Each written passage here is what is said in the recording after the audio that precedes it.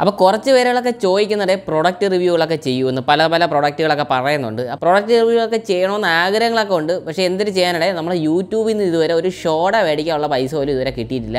അപ്പോൾ എന്തായാലും പൈസകളൊക്കെ വന്നു തുടങ്ങുമ്പോൾ പിന്നെ റിവ്യൂകൾ ഒക്കെ ഇടുന്നതായിരിക്കും. അത് വരത്തേക്ക് നെഹി എന്ന് പറഞ്ഞ് നെഹി. അപ്പോൾ നമുക്ക് എന്തായാലും 2 ലക്ഷം രൂപയ്ക്ക് വാങ്ങിക്കാൻ പറ്റിയൊരു ഫുൾ പി സി സെറ്റപ്പാണ് ഇന്നത്തെ വീട്ടിൽ നോക്കുന്നത്. അപ്പോൾ 2 ലക്ഷം രൂപയ്ക്ക് നമുക്ക് പല രീതിക്ക് നമുക്ക് പി സി ബിൽഡ് ചെയ്യാം. നമുക്ക് ഗ്രാഫിക്സ് കാർഡ് കൂടിയത് വേണമെങ്കിൽ മേടിക്കുക, അല്ലെങ്കിൽ കുറഞ്ഞ് മേടിക്കുക, അല്ലെങ്കിൽ പ്രോസസ്സർ കൂടിയത് മേടിക്കുക, അല്ലെങ്കിൽ തന്നെ മോണിറ്റർ കൂടിയത് മേടിക്കാം. അങ്ങനെ പല രീതിയിലൊക്കെ മേടിക്കാം. അപ്പോൾ ഇന്നത്തെ വീഡിയോയിൽ എന്തായാലും എനിക്ക് അത്യാവശ്യം പൈസയ്ക്ക് മുതലാണ് എന്ന് തോന്നുന്ന ഒരു രീതിയിലാണ് ഞാൻ പറയണത്. അപ്പം നമുക്ക് എന്തായാലും ആ പി സിക്ക് വെക്കാൻ പോകണം എന്തൊക്കെയാണെന്ന് നോക്കാം. ആദ്യം തന്നെ നമ്മൾ ഈ പി സിക്കകത്ത് ഉപയോഗിക്കാൻ പോകുന്ന പ്രോസസ്സർ എന്ന് പറയുന്നത് ഇപ്പോഴത്തെ അത്യാവശ്യം നല്ല പൊളപ്പനായിട്ട് പെർഫോം ചെയ്യുന്ന പൈസയ്ക്ക് എല്ലാം കിടുക്കാച്ചായിട്ട് പെർഫോം ചെയ്യുന്ന ഒരു പ്രോസസ്സറാണ് ഇൻ്റലിൻ്റെ i7-12700K എന്ന് പറയുന്ന ഒരു പ്രോസസ്സറാണ്. ഇതിനകത്ത് 12 കോർ വരുന്നുണ്ട്. അതായത് 8 പെർഫോമൻസ് കോറും 4 എഫിഷ്യൻ കോറും വരുന്നുണ്ട്. അങ്ങനെ 12 കോറാണ് വരുന്നത്. പിന്നെ ഇതിനകത്ത് വന്നേക്കുന്നത് 20 ത്രെഡാണ്. അപ്പോൾ ഇതിൻ്റെ ബേസ് ഫ്രീക്വൻസി ഒക്കെ വരുന്ന 3.7 GHz, ടെർബോ വരുന്നത് 5.4 GHz വരെ ടെർബോ ഒക്കെ ഓവർക്ലോക്കും അങ്ങനെയൊക്കെ ചെയ്യാൻ പറ്റുന്ന ഒരു പ്രോസസ്സറാണ്. ഇൻ്റലിലെ UHD 770 ഗ്രാഫിക്സ് ഇൻ്റഗ്രേറ്റഡ് ഗ്രാഫിക്സ് വരുന്നത്. അതായത് ക്വിക്ക് സിങ്ക് ടെക്നോളജി ഒക്കെ ഉപയോഗിക്കണമെന്നുള്ളവർക്കൊക്കെ ഉപയോഗിക്കാം. അപ്പോൾ ഇത് അത്യാവശ്യം ചൂടാവുന്ന ഒരു പ്രോസസ്സറാണ്. അതുകൊണ്ട് തന്നെ നമുക്ക് ഇതിനകത്ത്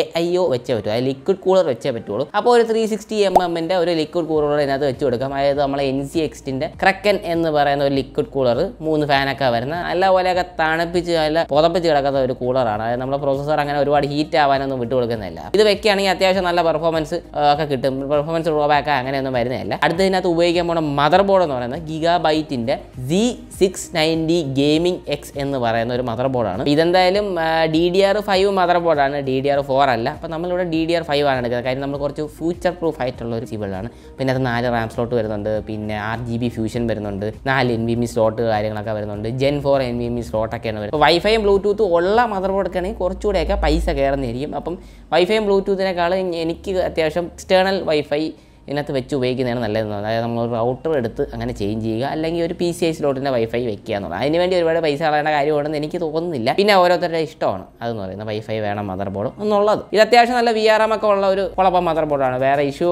ഒന്നും വരാൻ പോകുന്നില്ല. അപ്പോൾ അടുത്തതിനകത്ത് ഉപയോഗിക്കുന്ന റാം എന്ന് പറയുന്നത് A-Data XPGയിലെ ലാൻസർ എന്ന് പറയുന്ന DDR5ൻ്റെ റാമാണ്. 5200 MHz ഒക്കെയാണ് റാമിൻ്റെ സ്പീഡുകളൊക്കെ വരുന്നത്. 16 GB റാമിൻ്റെ 2 സ്റ്റിക്ക് ഉപയോഗിക്കണം. അപ്പോൾ മൊത്തം ഒരു 32 GB റാം നമുക്ക് DDR5 കിട്ടുന്നുണ്ട്. DDR5 ഇപ്പോൾ അത്യാവശ്യം വില കൂടുതലാണ്. DDR4 DDR5 തമ്മിൽ വലിയ പെർഫോമൻസ് വ്യത്യാസമൊന്നുമില്ല. എന്നാലും പെർഫോമൻസ് വ്യത്യാസം ഈ റെൻഡറിങ് പർപ്പസിലൊക്കെ വരുന്നുണ്ട്. അതുകൊണ്ടാണ് DDR5 ഞാനിവിടെ പറഞ്ഞിരിക്കുന്നത്. അപ്പോൾ നമ്മൾ ഇതിനകത്ത് അടുത്ത് ഉപയോഗിക്കുന്ന സ്റ്റോറേജ് എന്ന് പറയുന്നത് WD ബ്ലാക്ക് SN770 എന്ന് പറയുന്ന Gen 4 NVMe ആണ് ഉപയോഗിക്കുന്നത്. 1 TB NVMe ആണ് ഉപയോഗിക്കുന്നത്. അപ്പോൾ ഇതിൻ്റെ റീഡ് ആൻഡ് റൈറ്റ് സ്പീഡ് എന്നൊക്കെ പറയുന്നത് 5150 4900 MB ഒക്കെയാണ് ഇതിൻ്റെ റീഡ് ആൻഡ് റൈറ്റ് സ്പീഡ് വരുന്നത്. അല്ല പറക്കണ സ്പീഡാണ്. അപ്പോൾ അടുത്ത് നമ്മൾ ഇതിനകത്ത് വെക്കാൻ പോണ ഗ്രാഫിക്സ് കാർഡ് എന്ന് പറയുന്ന RTX 3070 8GB DDR6 ഗ്രാഫിക്സ് കാർഡാണ്. അപ്പോൾ RTX 3070 എടുക്കണമെങ്കിൽ എടുക്കാം, അല്ലെങ്കിൽ RTX 3060 Ti എടുക്കണമെങ്കിലും എടുക്കാം. അപ്പോൾ നമ്മൾ അതിനകത്ത് അടുത്ത് ഉപയോഗിക്കാൻ പോകുന്ന പവർ സപ്ലൈ എന്ന് പറയുന്ന ഡീപ് കൂളിൻ്റെ 750 വാട്ടിൻ്റെ 80+ ഗോൾഡ് പവർ സപ്ലൈ ആണ്. അത്യാവശ്യം 80+ പവർ സപ്ലൈ എടുത്തേ ഒക്കത്തുള്ളൂ, 750 വാട്ടിൻ്റെ ഒക്കെ വേണം. പിന്നെ അടുത്ത ഇതിനകത്ത് ഉപയോഗിക്കുന്ന കേസ് എന്ന് പറയുന്നത്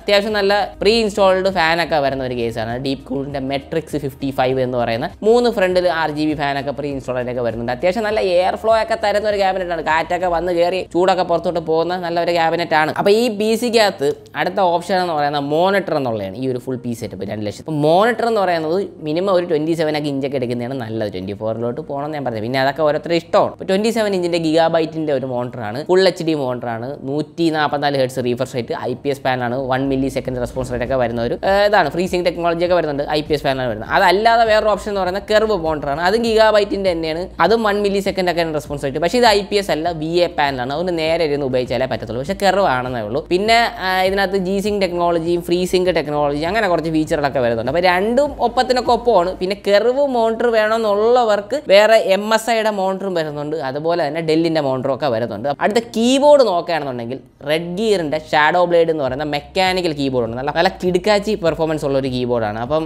RGB കസ്റ്റമൈസേഷനും കാര്യങ്ങളൊക്കെ വരുന്നത് ഗെയിമിങ്ങിനൊക്കെ നല്ലൊരു കീബോർഡാണ്. മൗസ് വേണമെങ്കിൽ ലോജിടെക്കിൻ്റെ മൗസ് എടുക്കുക, G402 എന്ന് പറയുന്ന വയേർഡ് മൗസാണ്. അത്യാവശ്യം നല്ല ഗെയിമിംഗ് മോഡും കാര്യങ്ങളൊക്കെ വരുന്ന DPI മോഡൊക്കെ നല്ല അത്യാവശ്യം സ്പീഡൊക്കെ തരുന്ന ഒരു മൗസാണ്. ഇതിനകത്ത് നിങ്ങൾക്ക് ഉപയോഗിക്കാൻ വേണ്ട ഒരു ഹെഡ്സെറ്റ് കൂടെ നോക്കുകയാണെങ്കിൽ ബോട്ടിൻ്റെ ഒരു ഹെഡ്ഫോൺ ഉണ്ട്. ഇത് അത്യാവശ്യം നല്ല പെർഫോമൻസ് ആണ്. അല്ലെങ്കിൽ നിങ്ങൾക്ക് എക്സർ എന്ന് പറയുന്ന ബ്രാൻഡിൻ്റെ ഉപയോഗിക്കാം, അല്ലെങ്കിൽ നിങ്ങൾക്ക് കോസ്മിക് ബൈറ്റിൻ്റെ ഒക്കെ ഉപയോഗിക്കാം. അപ്പോൾ ഇത്രയൊക്കെയാണ് നമുക്ക് 2 ലക്ഷം രൂപയ്ക്ക് വാങ്ങിച്ചു കൂട്ടാൻ പറ്റിയ ഒരു ഫുൾ പീസ് സെറ്റപ്പ്. ഇപ്പോൾ 2 ലക്ഷം രൂപയ്ക്ക് പല രീതിയിലൊക്കെ ബിൽഡ് ചെയ്യാൻ ഞാൻ പറഞ്ഞിട്ടുണ്ട്. വേണമെങ്കിൽ റൈസൺ ഇട്ട് ബിൽഡ് ചെയ്യാം. പക്ഷേ എനിക്ക് റൈസനേക്കാളും കുറച്ചുകൂടെയൊക്കെ ഭേദമായിട്ട് തോന്നിയത് ഇൻ്റലാണ്. കാര്യം റൈസൺ DDR4 ഓടുന്നത്. പിന്നെ റൈസൺ ഇനി മുതൽ അടുത്ത 7000 സീരീസ് പ്രൊസറൊക്കെ വരുമ്പോൾ മദർ ബോർഡ് മാറ്റിയേ പറ്റത്തുള്ളൂ. അപ്പോൾ ഇനി റൈസൺ ബിൽഡ് ചെയ്തിട്ട് പ്രൊസസർ മാത്രം മാറ്റാമെന്നൊക്കെ ഉള്ള ധാരണ വേണ്ട. അപ്പോൾ ഞാൻ എന്തായാലും പോവുകയാണ്. നമുക്ക് എന്തായാലും അടുത്ത വീഡിയോ കാണാം. അതുവരത്തേക്കും ടാറ്റ.